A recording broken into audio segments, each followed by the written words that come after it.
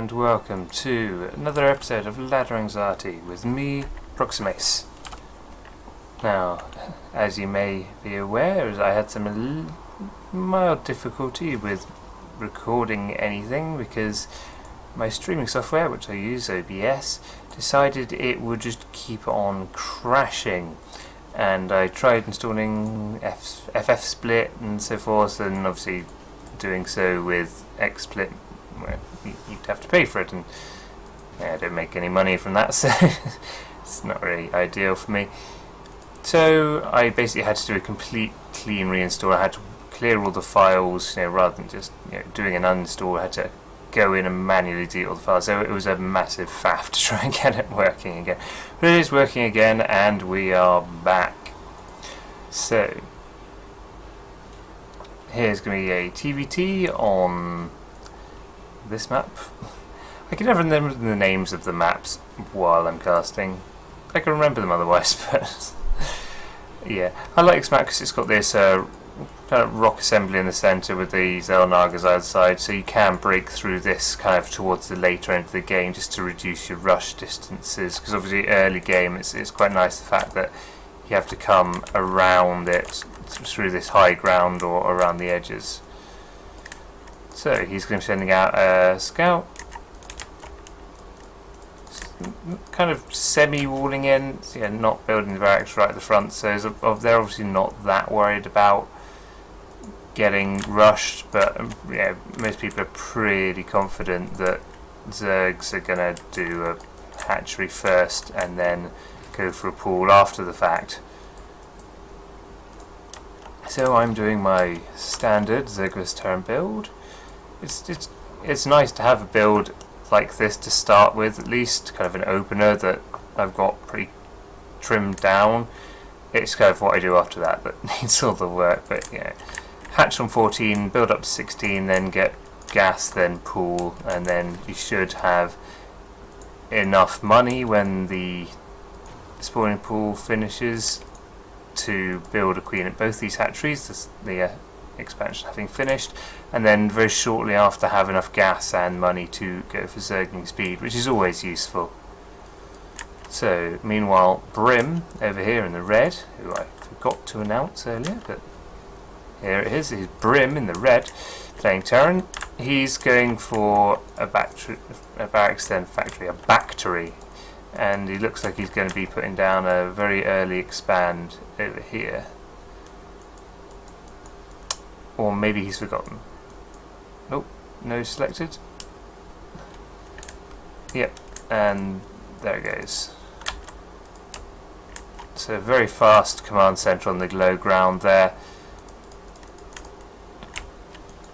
Chasing away an overlord over here to manage to float it onto this bit of high ground where he can't see it, but I can see him. So I just send down a couple of lings and they go and clear it up. So now I'm just starting to get rolling. Obviously 2 queens up, Zergling speed on the way.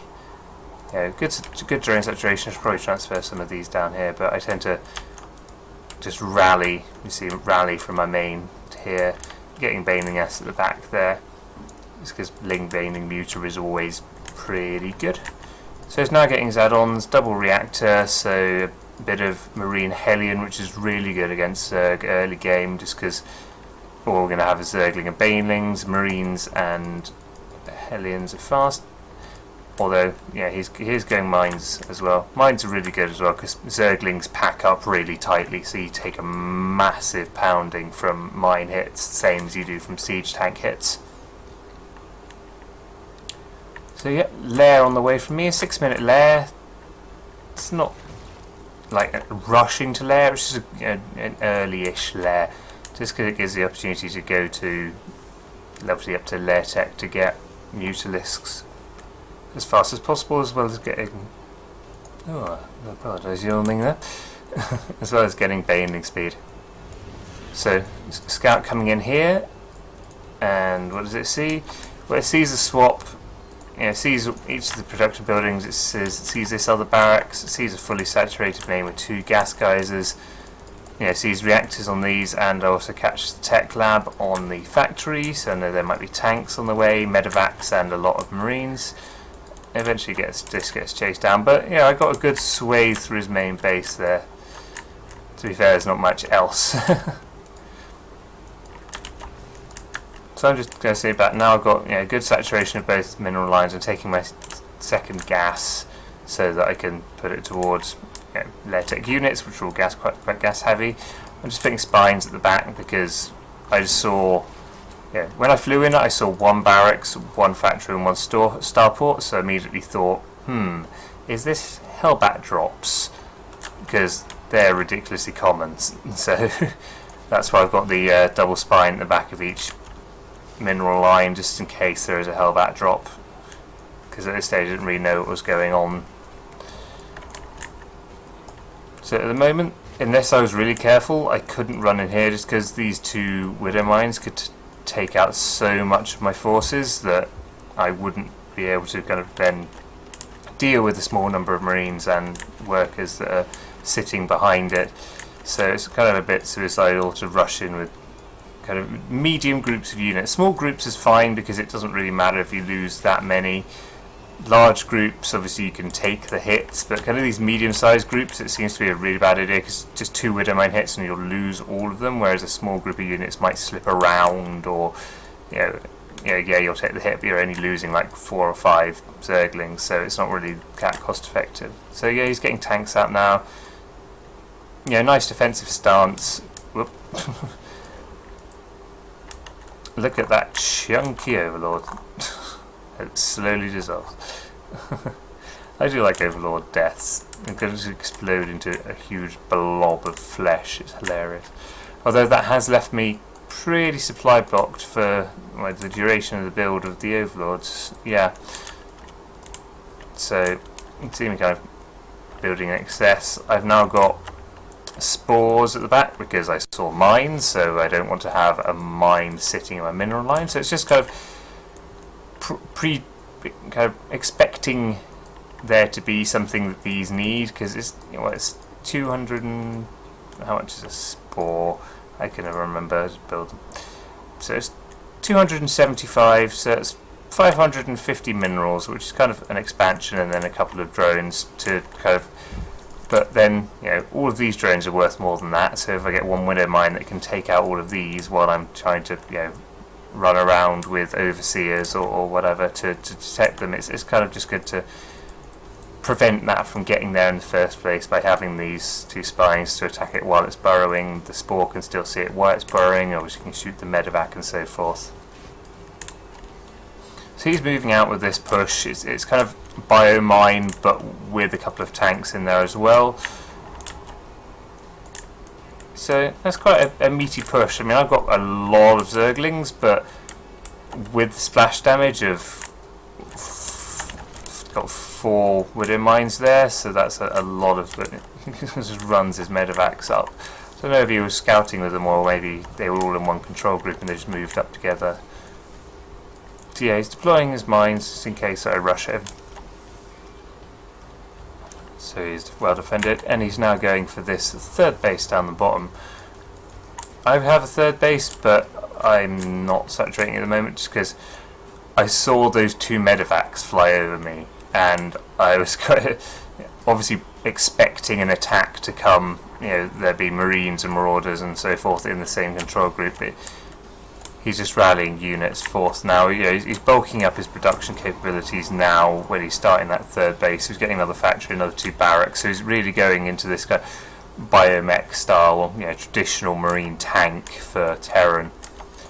He's getting +1 attack. He's already got +1 armor, so that's good. Nice to have a good set of upgrades. Not getting anything for mech yet.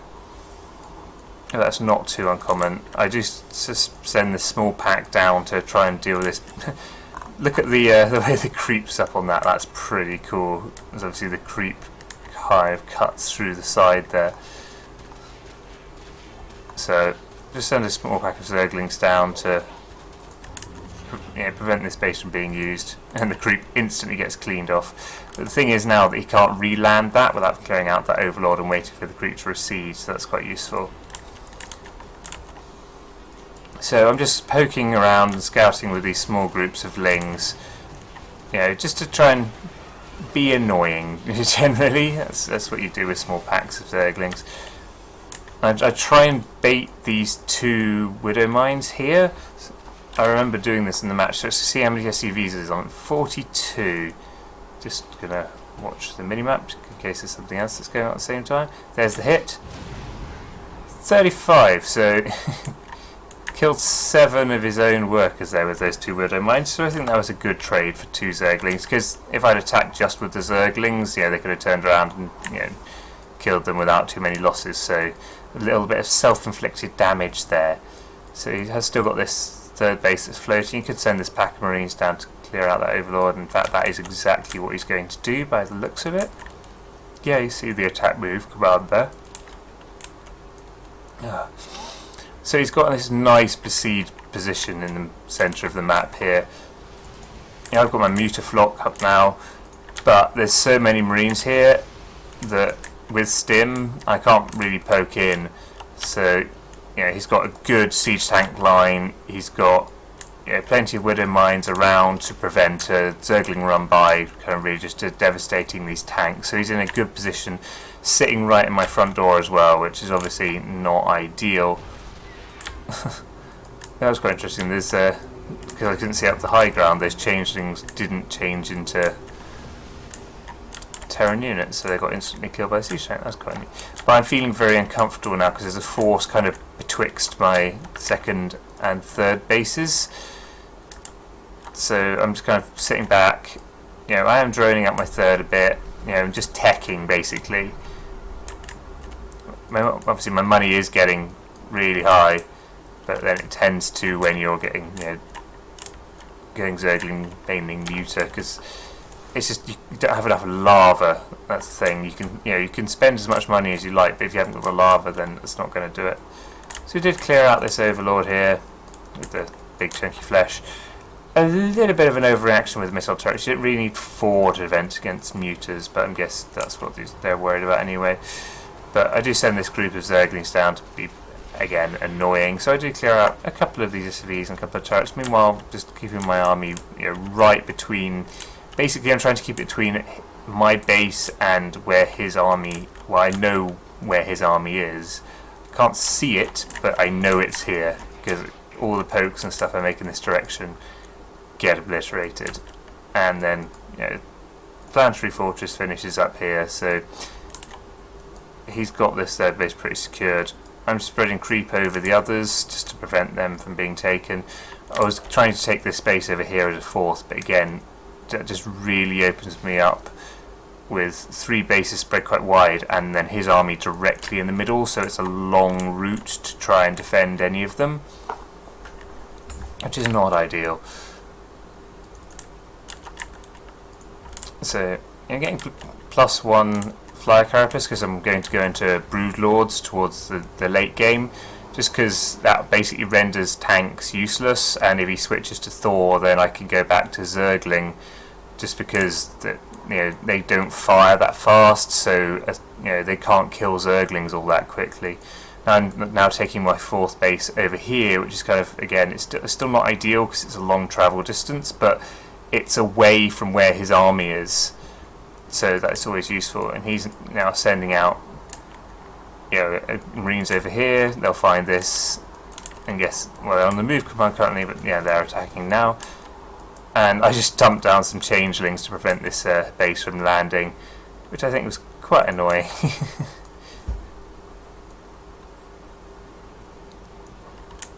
So kind of still ready and waiting to take this base. So now getting pathogen glands, just in case I want to go and fester. I don't think I do in this game, but it's just it's always worth giving yourself the potential to tech switch as much as possible with Zerg, just because it's kind of the easiest, because you only need like 1 of each buildings and then you build everything out of the hatchery. So he pushed forward here with the Marines, so I took the opportunity to rush in to try and do a lot of damage. Unfortunately, I lost everything just because it was so well sieged up. So you see me panic building Zerglings there, and kind of partly that push was to try and break the contain, and partly it was to prevent him from kind of moving from this siege position. Because even though this is not an ideal position for me to kind of be in with this army right here, at least I know it's here and I know where it is. Whereas, so now I can safely expand over here. Obviously, you'd like to do that without losing your entire army, but you never have everything you want. So I'm now going up to Greater Spire because my Corrupt has managed to survive, so it's kind of the next kind of opportunity to get some big heavy damage dealing units, because at the moment just building Zerglings to try and clear up the last of this. So I'm finally going to clear up these tanks with the help from the Widow Mines. These Widow Mines don't have that many kills, so it's not so bad, but I should probably have got an Overseer earlier. I think, eat another, that got another load of kills, so I think I eat another couple before I realise that I should probably get some vision on that. But yep, now he's got this base secured, cleared out those changelings, or they timed out, so now he's just a nice constant steady stream of marines, tanks and Widow Mines over. This base is really well defended with the missile turrets, obviously the planetary and the bunker as well. This one's alright, it's got 4 spines, which isn't terrible, but my main's pretty empty. My natural's starting to empty out, as you can see. I've only got 4 mineral patches, 5. Yes, counting, that's a thing I can do. My third base is still pretty fresh because I've not been able to saturate it properly, and then this base is obviously completely fresh as well. So now pushing forward with the Broodlords now that I've got them. So this is doing a lot of damage. A lot of it is from splash damage from the tanks as well. I do lose one there just because it wasn't over the high ground, but basically broken this contain now. And another little bit of help from that Widow Mine. So this is the problem with Widow Mines, is yes, they can do devastating damage to the opponent's army, but they can also do devastating damage to your own army. So I'm up in Hive Tech obviously with Broodlords, so I'm getting the 3/3, which will help my Zerglings. It'll also help the Broodlings from the Broodlords, and it will also allow me to go for Ultralisks as well if I need. I'm also getting some Swarm Hosts just to do some area denial, as I don't have vision on this location at the moment, this high ground where he's been sieged up all game long. I now am starting to move that way, and I thought maybe his army was still sieged up here. Pushing forward here, take the 2 Widow Mine hits, and I'm turning back somewhere that might be more. There is only the 1 more. I did soak up most of the damage from these 2, which have 17 kills between them, so that's not amazing. But I just want to be able to do the slow push with the Swarm Hosts towards one of his bases. Kind of, do what he's been doing to me, siege up right on one base, to sit there just so that he can't move as freely. I'm now taking this base down here because my natural is entirely dried up now as well, so I'm just trying to get back onto basically 3 mining bases. Yep, his main has still got some, but not much. His natural, some, pretty much empty. So he's on 2 base really. So any advantage I can get in terms of gas and mineral income is obviously going to be good. So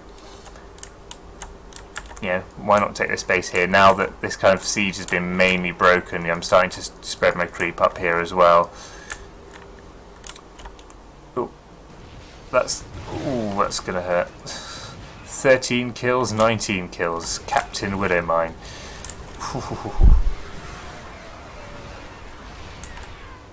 Yeah, so he did a very good job of trailing Widow Mines back towards his base there, but now I've got my 3 units heading that way. Oh, I didn't even realise I burrowed these right next to these Widow Mines. So next time there's a big swarm hatch of these, then I'm going to take some splash damage from those onto my Swarm Hosts, which is not ideal. Just watch that happen.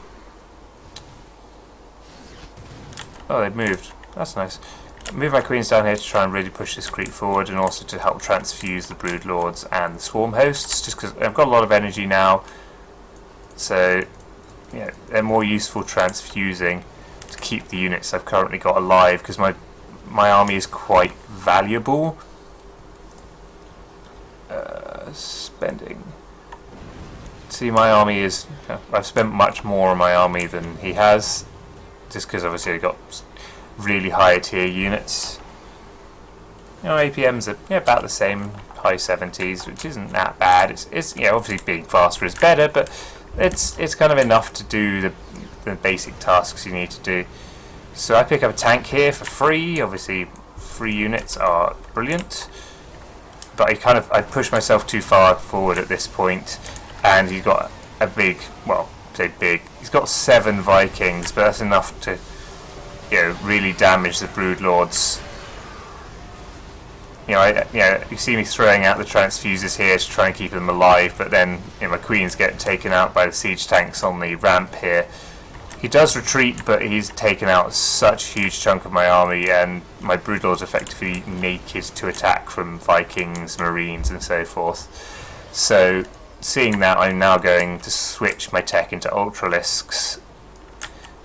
I'm a little bit low on minerals at the moment. Gas is high, minerals are low. Here's the other way around. Not got any gas, but got a lot of minerals because we've got mules and so on. But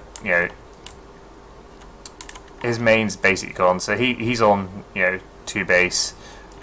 I've got a 3rd base available, but I'm mining gas at it because my gas was low. But see now this, just these 4 Vikings basically killing off all of my brood lords, which is really, really bad. But I couldn't afford to produce any corruptors in any number, because obviously I've got no minerals at all, and they're quite expensive. But I do have these Ultralisks now, so he can see those with his Vikings, whether he was looking or not. He might have seen, but he's kind of, so he's microing those around. He might not have seen, he might not have been looking at the time, but he's now making this push forward, because obviously he knows this base is here. It's a really good position for him to push, because by pushing towards my 4th/5th on the right here, he's also defending his 4th on the right here, because his army is obviously between me, which is my base, and his base. So it's a good position for him to be in. Now this is where AI didn't work that brilliantly. Obviously attack moved down, but rather than going around the back here, which is kind of what I wanted, it went around my base, which meant I was kind of running through Marines to get to the tanks, whereas I'd quite like to get the tanks out of the way and then take down the Marines. But I do manage to clear out his army, and I still have Ultralisks left, blatantly getting chitinous plating, but building a load more Ultralisks in the background here, so be heavy on the ground. So good number of kills on the Ultralisks as well, so that's nice. All those Marines, those tanks, and his Vikings, which he's still producing, and he's gone up to 11 Vikings now. They're entirely useless apart from, I suppose you could go hunting overlords, but my supply is very far down on his 107 to 158. So after the kind of loss of my swarm hosts and all my brood lords, I was kind of considering going GG there, but I just I kept in. I was hoping this tech switch would help. With the getting. I've got these 2 bases up. I survived an assault on this one on the right. I still have the drones. I still have the base. So I'm going to stick in and just stick with this tech swap to Ultralisk and see how that does for me. So obviously he's mounting a 2nd push here. He's also expanding over here on the left hand side as well, which I do spot with this corruptor which he's using to scout. This time I do manage to get the Ultralisks to go the right way round and take out the tanks before moving on to the Marines. They do get up in a bunker in a medvac, but then they're dropped again. So I'm now going Ling Ultralisk, which is really good composition against what he's got, because the Ultralisks do so much damage just to pretty much to everything. 44 damage every 0.86 of a second. A Zergling does 8, but does it considerably faster. So, and it's a cleave as well, so you can just see how these Marines just get eaten up by the Ultralisks. So he has got this base up here now, he's not mining from it. My base up here, mining gas and mining minerals, so that's nice and comfortable. And he's got all these Vikings and medevacs, which are now entirely useless. Stray Ultras there does get taken out, but I still have enough. He probably should have lifted this orbital, but his attention was obviously elsewhere at the time, trying to produce things and micro and so forth. So the Ultras really taking the hammering from the tank, and then the Lings come in and surround, and they're 3/3 Lings with adrenal glands, so they really do a lot of damage.